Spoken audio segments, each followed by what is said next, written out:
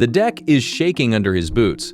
Not a tremor, a sustained grinding vibration that travels up through the soles and into his spine. The kind of shaking that tells you the machinery beneath you is working at the edge of its tolerance. 200 feet below, the North Sea is churning black and furious, and somewhere above him, a section of steel drill pipe, nearly 4,000 pounds of it, is swinging on a cable in the dark. He has maybe 4 seconds to get clear.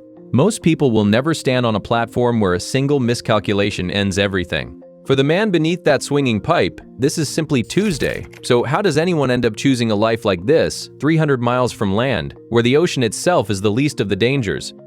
Over the next few minutes, you're going to see what really happens on an offshore oil rig. Not the postcard image of hard hats and sunsets, but the 12-hour shifts, the deafening machinery, the razor-thin margins for error, and the isolation that quietly wears on a person over weeks at sea. You'll see how these men and women eat, sleep, and survive in one of the most punishing work environments on Earth. And what actually happens the moment something goes wrong. By the end of this, you'll understand why one of the world's most dangerous jobs also happens to be one of the hardest to walk away from.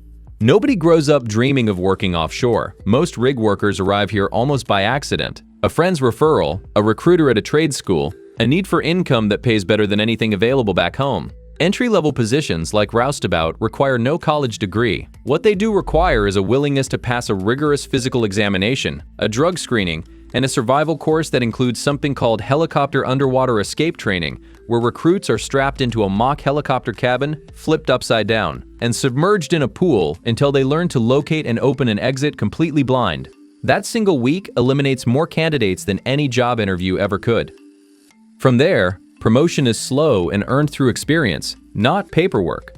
A roustabout might spend 2 to 3 years handling heavy equipment and cleaning machinery before advancing to roughneck, working directly on the drill floor. Senior positions, derrickman, driller, tool pusher, can take 8 to 12 years of accumulated field time, and each step up means more responsibility for the safety of everyone working below you. The biggest misconception people carry into this job is that it's simple manual labor. Muscle over mind. In reality, modern rigs are floating industrial cities running equipment worth tens of millions of dollars, and they demand constant mechanical literacy, real-time weather analysis, and split-second judgment. The rig doesn't care how strong you are if you don't understand pressure differentials. That gap between expectation and reality is exactly what breaks most new hires in the first rotation, and it's why the ones who stay tend to stay for life. The wake-up call isn't gentle. Somewhere down the corridor, a steel door slams, and the low industrial hum that never actually stops, generators cycling, ventilation fans pushing recycled air, the distant mechanical groan of the drill string rotating thousands of feet below the waterline becomes noticeable again after a few hours of exhausted sleep. Cabins are shared, tight as submarine berths, 2 or 4 men to a room, with curtains instead of doors for privacy. You lie there for a moment and feel the entire platform moving in a slow rhythmic swell, and then muscle memory takes over, and you're up. Breakfast happens fast. Eggs, sausage, strong black coffee, and a mess hall that smells permanently of diesel and fried food. Because on a rig, calories are fuel, not indulgence. 12-hour shifts burn through energy reserves quickly, and the galley staff, often the most overlooked people in any popular imagining of rig life, keep upward of 200 workers fed 3 full meals a day for weeks at a stretch, without a single grocery run. What most people don't realize is that the food on a modern offshore rig is genuinely good, deliberately so, because when you can't offer workers a commute home or a night out, the quality of the mess hall becomes a retention tool. By 6 in the morning, the crew gathers for what's called a toolbox talk, the daily safety briefing. This is not a formality. Every shift begins with a structured review of hazards specific to that day's tasks: current wind speed, wave height, equipment status, any personnel reporting fatigue or illness. On a rig, admitting exhaustion isn't weakness. It's protocol. A tired worker near rotating machinery is a liability to the entire crew, and the culture here has been deliberately built to make that conversation normal rather than shameful. Then the drill floor opens up, and the job turns physical and loud beyond anything most people have experienced. Imagine standing inside a machine the size of a building while it runs at full capacity. Hydraulic pumps screaming, chains rattling against steel pipe, the deep mechanical groan of the derrick itself flexing under load.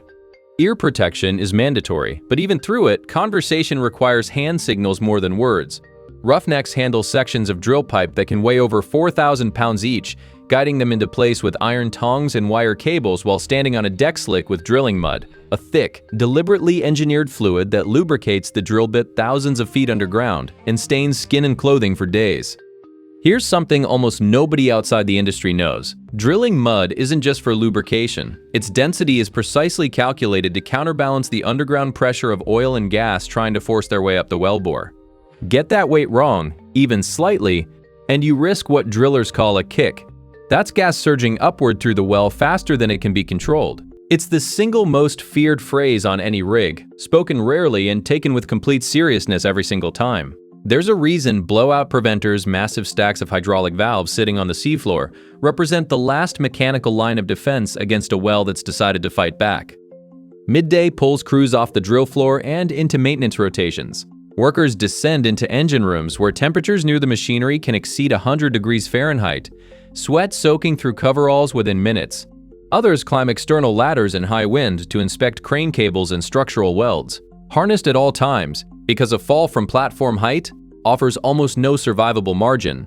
Pressure gauges get checked, valve seals get tested, nothing on a rig is left to assumption.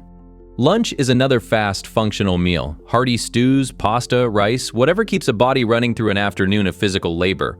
There's no real break room culture here. Rest happens in 15-minute windows between tasks, often taken sitting on equipment crates because walking back to the living quarters wastes recovery time you don't have. The afternoon is typically when crane operations intensify, moving pipe sections, equipment, and supplies from supply boats onto the platform. It's one of the most statistically dangerous operations on any rig. Loads swinging on cables are subject to wind and wave motion from the vessel below, requiring constant radio coordination between the crane operator, the deck crew, and the boat captain simultaneously. A miscommunication of even a few seconds has caused some of the industry's worst injuries. Crews develop a rhythm here that looks almost choreographed from a distance. Hand signals, whistle blasts, a shared vocabulary built entirely from repetition and near misses. As the 6 o'clock shift change approaches, outgoing workers hand off detailed logs to the incoming crew, pressure readings, equipment anomalies, anything unusual from the past 12 hours. This handoff is treated as sacred. Skipping details here has contributed to catastrophic failures in the past, and every veteran knows it. Dinner is the one meal that feels almost normal. Workers finally sitting down together, trading stories, watching whatever satellite television the rig can pull in from 300 miles offshore. Free time is limited and strange in its scarcity. Some rigs have small gyms welded into unused deck space below. Others have a single television room shared by everyone on the shift. Phone signal is inconsistent at best, meaning calls home to spouses and children happen in short bursts whenever a satellite connection holds, often shouted over static, treasured despite the poor quality. There's a specific loneliness to a good conversation that cuts out mid-sentence, and anyone who's worked offshore knows it well. Night shift workers face the eeriest version of this job. Floodlights turn the platform into an island of white light against total darkness, the ocean invisible except for the occasional running light of a passing vessel miles away. The smell changes at night too. Less diesel exhaust, more raw salt air carried in on a wind that never fully stops out here. Fatigue becomes its own hazard after midnight, and rigs enforce mandatory rest periods between rotations, typically requiring at least 10 hours off before returning to duty. Though genuine emergencies can override even that. Some crews keep small personal rituals to mark the passage of time offshore, a countdown calendar taped inside a locker, a photograph of home clipped above a bunk, quiet anchors in a schedule that otherwise blurs one day into the next until the helicopter finally comes to take you back.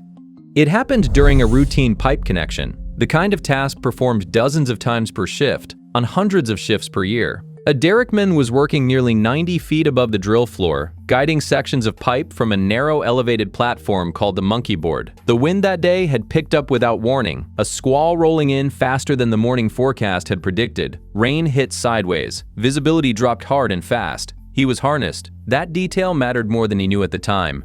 A gust caught a swinging section of pipe below him. The chain reaction started immediately. The pipe struck a support beam, sending vibration up through the derrick structure itself. The monkey board shuddered under his boots. He lost his footing. For a fraction of a second, there was nothing beneath him but 90 feet of open air and a drill floor full of moving machinery. The harness caught him, but not cleanly. He swung hard into the derrick steel lattice, the impact dislocating his shoulder, and he hung there above the chaos while the crew below shifted into emergency response mode. Not panicked, not slow. The specific, practiced urgency of people who train for exactly this scenario and hope they never need it. Radios crackled across 3 channels at once. The driller killed rotation on the drill floor in seconds, a decision that cost the operation thousands of dollars per minute, made without hesitation because a human life outweighs any drilling schedule. A rescue team clipped onto a secondary line and reached him within 90 seconds. 90 seconds feels like nothing on a clock. Hanging by a harness with a dislocated shoulder in driving rain, it is an eternity. He was lowered to the deck, assessed by the rig's onboard medic, and stabilized before a medevac helicopter could even be scrambled from the mainland. He returned to offshore work within a few months. He kept working offshore for years after that. When asked later why he went back, his answer wasn't about money or habit. He said the incident had taught him exactly how much he could survive, and that knowledge became its own strange kind of confidence, the kind you can only earn by actually being tested. What almost nobody watching from shore fully grasps is how quickly an ordinary task can turn catastrophic out here, and how much of survival depends not on luck, but on relentless preparation for moments nobody wants to think about. The harness was checked that morning. The rescue team had drilled that procedure the previous week. None of it was luck. The first myth is money. People assume offshore rig workers are getting rich fast, and while the pay is genuinely strong, entry-level roustabout positions can start around $50,000 annually. Experienced roughnecks typically earn between $65,000 and $100,000, and specialized roles like drillers or tool pushers can reach well beyond that. Those numbers have to be weighed against what they cost. Workers are away from home on rotations that commonly run 14 or 21 days straight, sometimes longer, and the schedule makes ordinary family life genuinely difficult to maintain. You don't spend that money on the rig, you spend it when you get home, in the gaps, trying to compress a normal life into 3 weeks before disappearing again. The second myth is that the industry is more dangerous than it used to be. The truth cuts both ways. Offshore drilling has become significantly safer over the past 3 decades due to stricter regulation and better equipment. But the industry still carries a fatality rate that research has documented at roughly 7 times higher than the US all-industry average. Heavy machinery, extreme weather exposure, and the simple geographic reality that help is never close by all contribute. A medical emergency offshore can mean an hour or more before a medevac helicopter arrives, compared to minutes for an ambulance on land. Every rig carries a medic. Every rig also carries the quiet awareness that some situations exceed what a medic can handle alone. The third truth is the one that rarely appears in any job posting: the psychological cost. Extended isolation, disrupted sleep from rotating shifts, and prolonged separation from family contribute to elevated rates of anxiety, depression, and relationship strain among offshore workers. Beyond off-rotation that sounds appealing on paper, 3 weeks away, 3 weeks home, creates a specific kind of domestic disruption that accumulates over years. You miss birthdays, you miss school events, you come home to a household that has reorganized itself without you, and then you leave again before you've fully reconnected. The workers who last in this industry aren't the ones who ignore that cost. They're the ones who found a way to carry it. Ask any veteran rig worker why they keep coming back, and the paycheck is rarely the first thing they mention. It's the crew. Living and working in such tight, genuinely dangerous conditions forges a kind of trust that's difficult to replicate anywhere else. The person standing next to you on the drill floor has, in a very literal sense, your life in their hands, and you have theirs. That mutual dependence builds something that many describe as closer than most friendships formed on land, because it's tested daily in ways that ordinary friendships never are. There's also a quieter pride at work, the sense of being part of something enormous and consequential, of literally powering homes, hospitals, and cities from a speck of steel in the middle of an ocean most people will never see. Offshore drilling in the Gulf of Mexico alone produces nearly 2 million barrels of oil per day. That output doesn't happen by itself. It happens because specific people showed up, ran the equipment correctly, and made the right calls under pressure. There's something deeply satisfying about work that's visible and that consequential, especially in a world where so much labor has become invisible and digital. And for many, it comes down to providing negative sending money home that changes a family's trajectory, paying for a child's education, building a future that wouldn't have been accessible any other way. The isolation is the price. The danger is the price. For the workers who stay, those are prices they've calculated deliberately, with clear eyes, and decided they're willing to keep paying, not because they have no other options, but because this particular life, with all its weight, is the one they've chosen. An oil rig isn't just an industrial platform anchored to the ocean floor. It's a self-contained society built entirely on trust, physical discipline, and the quiet acceptance that danger is simply part of the job description. Not something to be eliminated, but something to be prepared for, every single shift, without exception. The people who work there aren't chasing adrenaline. They're carrying a responsibility most of us will never fully understand. Keeping the lights on for a world that doesn't think about where its energy comes from. If you've watched this far, drop a comment below and tell us, could you do it? Could you spend 3 weeks on a platform in the middle of the ocean and come back for another rotation? And if this look inside one of the world's most demanding jobs stayed with you, the next video is going to hit just as hard. We're going inside the cockpit of a wildland firefighting aircraft, where the job is just as dangerous and the margin for error is even smaller. That one is coming up next.